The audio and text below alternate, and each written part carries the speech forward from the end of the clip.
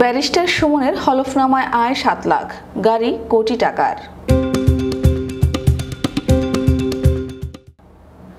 কাস্টমসের শুল্কায়নের নথির সূত্রে গণমাধ্যমে প্রকাশিত খবর অনুযায়ী দ্বাদশ জাতীয় সংসদে বিনা শুল্কে আমদানি করা গাড়ির মধ্যে সবচেয়ে দামি গাড়িটি এনেছেন সুমন।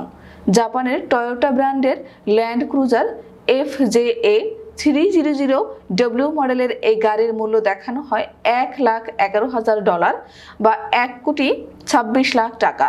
কাস্টমস শুল্কায়ন মূল্য নির্ধারণ করে $1,28,00,000 এ ধরনের গাড়ির শুল্ক হার 826.60%।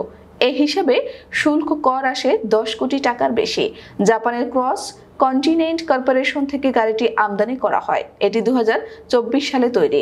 Cylinder capacity 3345। অথচ দ্বাদশ জাতীয় সংসদ নির্বাচনে অংশ নিতে সুমনের দেওয়া হলফনামা অনুযায়ী আইনজীবী হিসেবে ব্যারিস্টার সুমনের বার্ষিক আয় 7.5 লাখ টাকা। নগদ টাকা ছিল 11,61,000 টাকা। এর বিপরীতে দুটি ব্যাংক থেকে 50 লাখ টাকা ঋণ রয়েছে তার। সে হিসেবে সুমনের আয় ব্যয়ের সঙ্গে কোটি টাকার গাড়ি কেনার হিসাব মিলছে না। 7 মাস এমপি থাকার সময়ে সুমনের বিলাসবহুল গাড়ি কেনার অর্থ অবৈধ বলে সন্দেহ করছেন এলাকাবাসী। কারো কারো সন্দেহ, কোনো বড় কোম্পানি বা কোনো সরকারি কর্মকর্তার কাছ থেকে উপহার পেয়ে থাকতে পারেন। কেউ বলছেন এমপি হওয়ার পর বিভিন্ন প্রকল্প ও হারভেস্টার মেশিন থেকে বিপুল পরিমাণ টাকা হাতিয়ে নিয়েছেন সুমন। সেই টাকা দিয়ে গাড়ি কিনতে পারেন। কৃষি মন্ত্রণালয় থেকে ধান কাটার 16টি হারভেস্টার মেশিন দেওয়া হয়েছিল। এগুলোর কোনো হদিস নেই। তদন্ত করলেই হারভেস্টার মেশিন নিয়ে ব্যারিস্টার সুমন সাহেবের দুর্নীতি বের হয়ে আসতে পারে।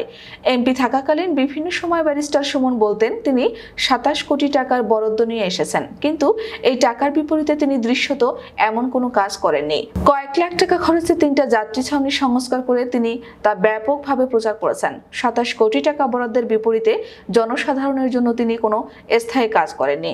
চুনারুঘাট উপজেলা আওয়ামী লীগের সভাপতি আকবর হোসেন জিতু বলেন, কারো প্রদর্শিত আয়ের চেয়ে যদি ব্যয় বেশি হয় তাহলে বুঝতে হবে টাকা অন্য কোনো খাত থেকে এসেছে। সেটা বৈধ বা অবৈধ হতে পারে।